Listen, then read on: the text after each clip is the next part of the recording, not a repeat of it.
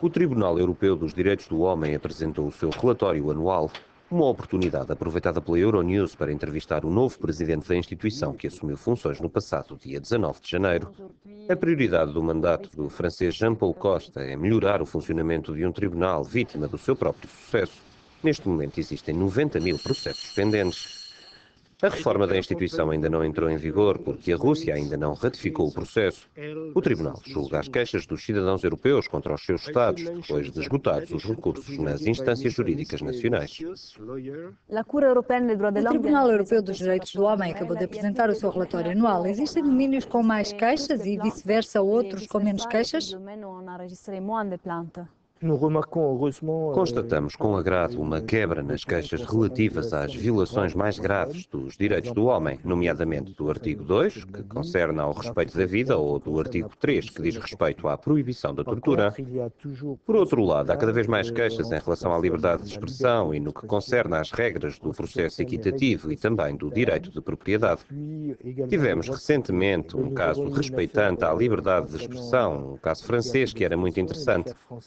Tratava-se de um jornalista que foi condenado por difamação da Igreja Católica porque afirmou que as críticas feitas pela Igreja ao judaísmo ao longo dos séculos podiam ajudar a compreender o antissemitismo contemporâneo e, portanto, os campos de concentração.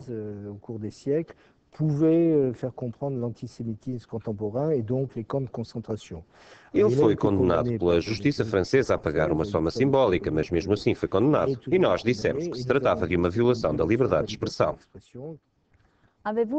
Notou progressos particulares em alguns países? Com uma queda no número de pedidos estão o Reino Unido e a Itália. O Reino Unido, provavelmente porque aprovaram há uns anos uma lei que incorpora a Convenção dos Direitos do Homem no direito britânico. Portanto, os cidadãos britânicos podem dirigir-se diretamente aos juízes do seu país. Em Itália, porque a maioria dos casos incidia sobre a lentidão dos processos nos tribunais transalpinos e há agora uma lei, a Lei Pinto, que também permite dar respostas às queixas no plano interno. E depois, há um país que há vários anos anda a fazer progressos de fundo. É a Turquia, onde existiam violações numerosas e graves dos direitos do homem, nomeadamente ligadas ao conflito curdo, e agora que as coisas se acalmam, a Turquia faz numerosos progressos. Por outro lado, quais foram os maus alunos dos direitos do homem? Não diria os maus alunos, mas há países que surgem com mais casos perante o tribunal, como por exemplo a Rússia, que se tornou de longe o país com mais queixas perante o tribunal. Mas há também a Ucrânia, a Roménia, a Polónia ou ainda a Turquia. E depois há países onde existem violações bastante graves dos direitos do homem. É o caso da Rússia, por causa do conflito checheno e por causa da situação das prisões em geral na Rússia. É o caso da Ucrânia, porque o sistema judicial funciona muito mal e porque há muitas sentenças que não são executadas. E depois, claro está, há casos noutros países que variam em número conforme os anos. Isso depende um pouco da sorte dos requerimentos.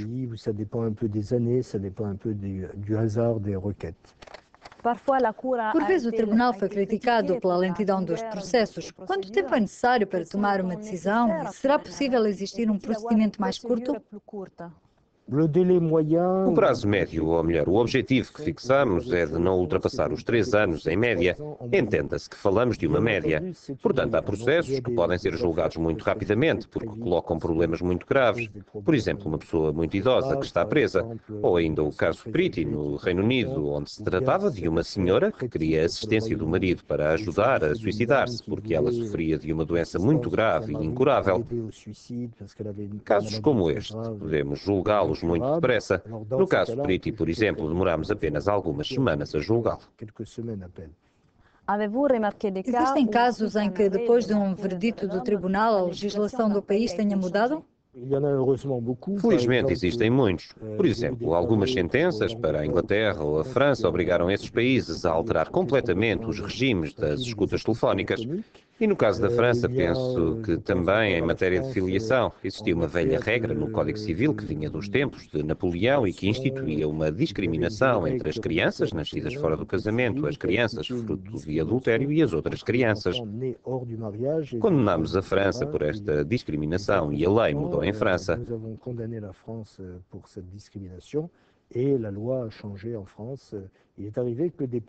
Já aconteceu países mudarem a Constituição.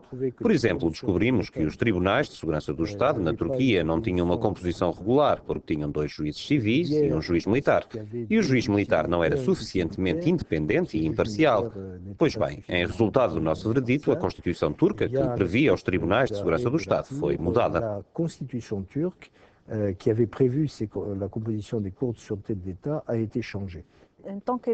Assumiu recentemente funções enquanto presidente do tribunal. Quais são as prioridades para o mandato? Evitar esta espécie de obesidade. O Tribunal prevendo reformas para o efeito. Manter a alta qualidade dos julgamentos do Tribunal nos casos mais importantes, que têm um alcance geral para todos os Estados europeus. E depois reunir e motivar os meus colegas juízes e os oficiais de justiça, tudo pessoal de excelente qualidade, para continuar a servir este ideal maravilhoso e único, que é a defesa direta de 800 milhões de pessoas na Europa que podem vir a queixar-se da violação dos seus direitos fundamentais por este ou aquele país. Qui peuvent venir se plaindre de la violation de leurs droits fondamentaux par tel ou tel pays. Merci beaucoup.